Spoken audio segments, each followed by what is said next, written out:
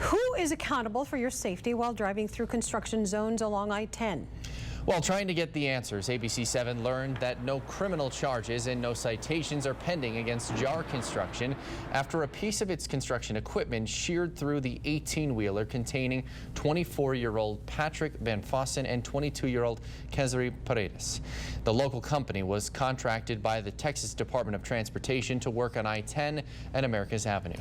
ABC7 turned to agencies at the state and federal levels to find the answers and was met with roadblocks. Stephanie Valle has part 3 of her special report only on ABC7. There's a driver hurt. There's a truck driver hurt. The frantic call to 911 in the early morning hours of December 21st, 2017. We can't even find the man. We can't even find him. His truck is set to rot. Alluding to the horrible scene splayed across the freeway. El Paso police investigated and said it would not recommend criminal charges. An investigation of JAR Construction's work site on I-10 conducted by the Occupational Safety and Health Administration, or OSHA, found numerous safety hazards, including construction equipment with the keys left in the ignition.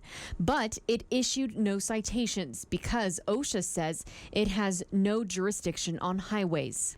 The ABC7i team also reached out to the Federal Highway Administration, the National Transportation Safety Board, and the Federal Motor Carrier Safety Association, asking if they were investigating liability in the crash.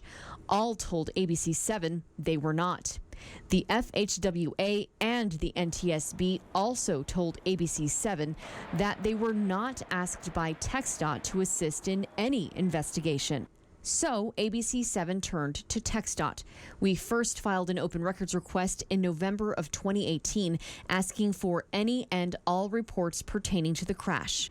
TxDOT's legal department in Austin released 3 short documents saying it was all they had and closed the request.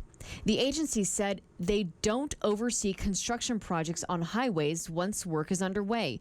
The site, a spokeswoman told ABC7, becomes the responsibility of the contractor.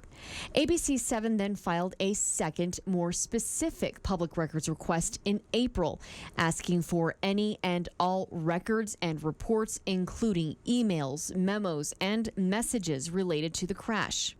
We also emailed the spokeswoman for the El Paso district asking about safety measures and its investigation. Jennifer Wright told ABC7 that she was told, quote, no one at TxDOT is investigating this. In May, TxDOT officials in Austin referred our request to the Texas Attorney General's office.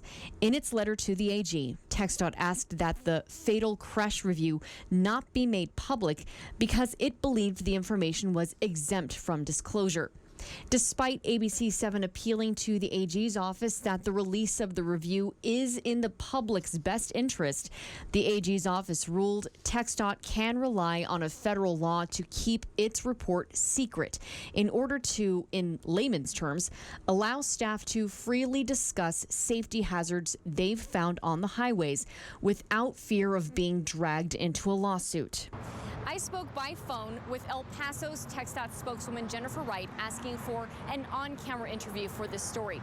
Wright told me she wasn't given authorization, but she did tell me that as for TxDOT's investigation, the fatal crash review only examines whether there's anything the agency could have done to prevent the crash.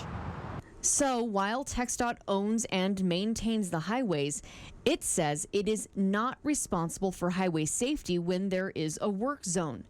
JAR, which touts its quality over its 60 years on its website, has not returned our calls for comment over the past 5 months. Neither has its attorney. TxDOT's El Paso district encompasses 6 counties, nearly 5,000 miles of driving lanes. With $90 million going to contractors each year, it appears drivers must hinge their hopes on private construction companies to do their job to make work zones safe. Stephanie Valle, ABC7.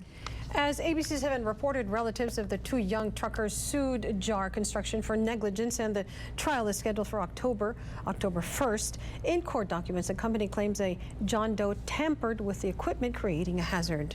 Watch Stephanie's other reports reviewing the safety inspection by a federal investigation, as well as the El Paso police investigation and other documents in the search for accountability on KVIA.com.